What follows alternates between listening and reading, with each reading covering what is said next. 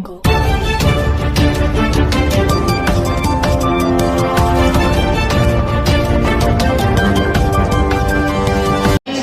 बहुत ही लोकप्रिय प्रत्याशी शिक्षा से भाई डॉक्टर अशोक राव जी, उनसे निवेदन करूंगा कि वो आए और तब तक आप लगातार जय श्री राम के घोष से उनका स्वागत करेंगे।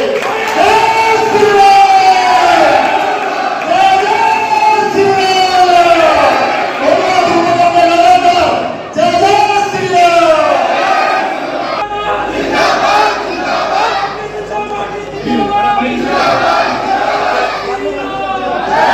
पिता समान बुजुर्गों, नौजवान साथियों, माताओं, बहनों, जो भी साथी यहाँ पर आए हैं, हमारे सभी आसपास के गांव से भी कुछ साथी पहुंचे हैं और धनौदा के सभी मेरे खाई दिया है।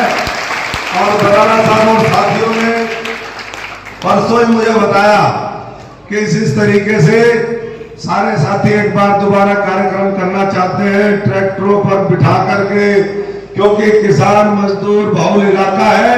तो सारे साथी ये बताना भी चाहते हैं कि भाई एक देश के अंदर और प्रदेश के अंदर प्रचार हो रहा है कि किसान जो है वो हमारे विरोध में है।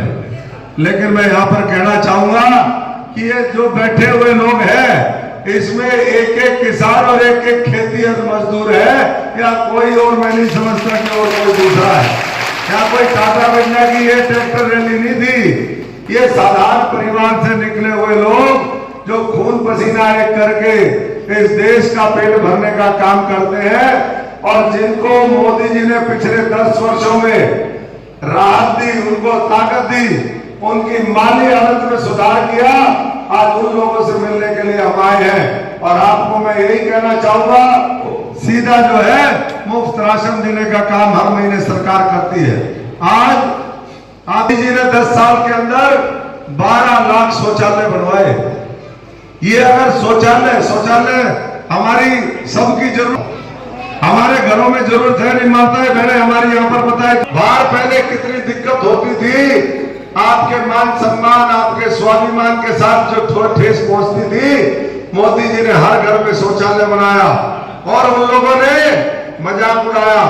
अगर आजादी के 55-60 साल गैर भाजपाई सरकारों का राज रहा, अगर उन्होंने ये छोटी छोटी बातें सोची होती कि हमारे घर के अंदर शौचालय की भी जरूरत है, हमारे बच्चों को अच्छी शिक्षा की जरूरत है, अगर बीमार पड़ जाए तो अच्छे स्वास्थ्य की जरूरत है, और हमारे गांव के अंदर आधारभूत ढांचा, गलियां नालियां पक्की हो।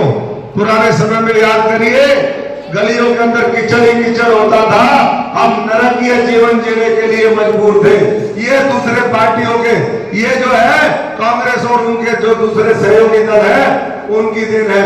आज उस परिस्थिति से निकाल करके हर गांव के अंदर लाइब्रेरी, करोड़ों रुपए की ग्रांट दी। आज हर गांव के अंदर पीने का पानी है।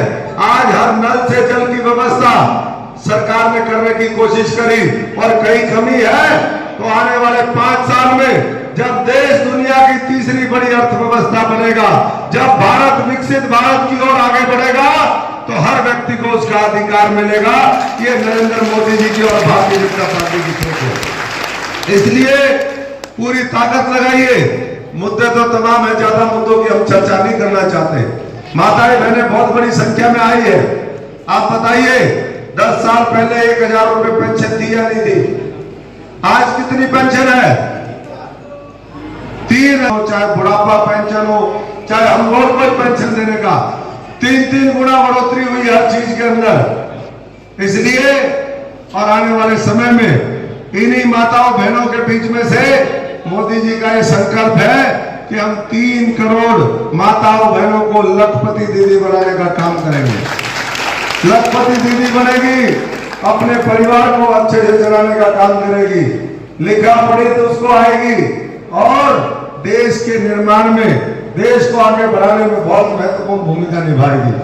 इसलिए बिना किसी विचलित हुए मैं तो आप सबसे कहूंगा, जब छोटे से छोटी जरूरत और बड़े से बड़े काम आदरणीय नरेंद्र मोदी जी ने करे, याद करो इसी धनौदा के बीच में से रास्ता गुजरता था पहले नेशनल हाईवे।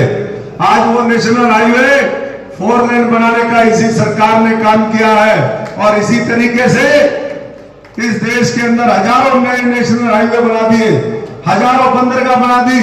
जहां रेलवे स्टेशन थे आजादी के बाद, अंग्रेजों के बाद, चुनिंदा कोई रेलवे स्टेशन बने हो तो बने हो, या तो अंग्रेज बना के गए या फिर अंग्रेजों के जो सारे कानून थे सब पलट करके, उस व्यवस्था को पलट करके नरेंद्र मोदी जी ने 1350 रेलवे स्टेशन वो देश के अंदर बनाने का काम किया।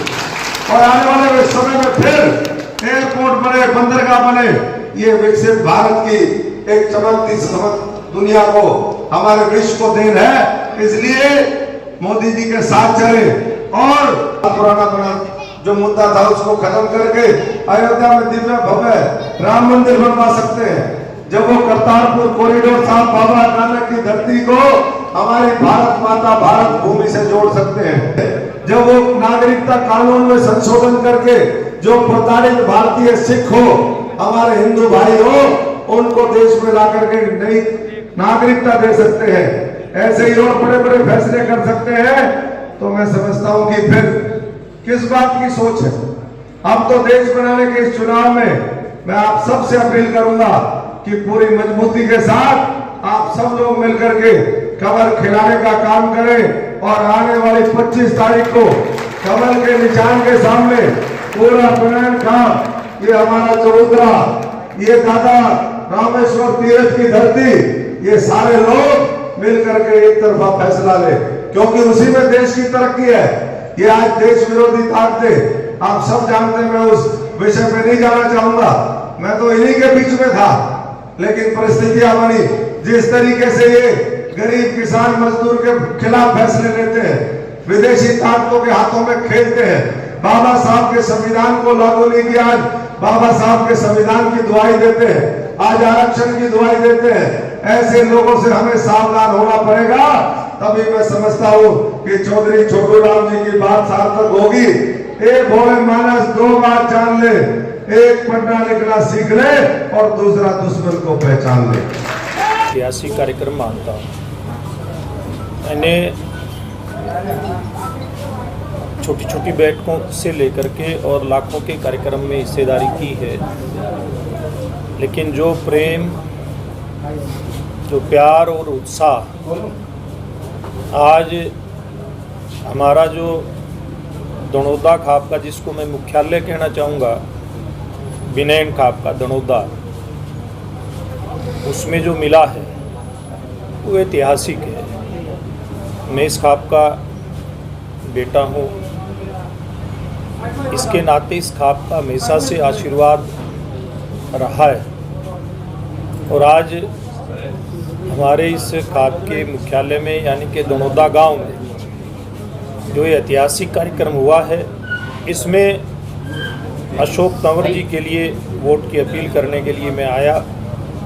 और इस कार्यक्रम के बाद मैं कह सकता हूँ कि आज पूरे क्षेत्र में जो पहले भारतीय जनता पार्टी की बढ़त दिखाई दे रही थी, आज के बाद और ज़्यादा इसके अंदर वृद्धि होगी, और ज़्यादा मजबूती के साथ, और ज़्यादा बुलंद हौसलों के साथ भारतीय जनता पार्टी का कार्यकर्ता लगेगा।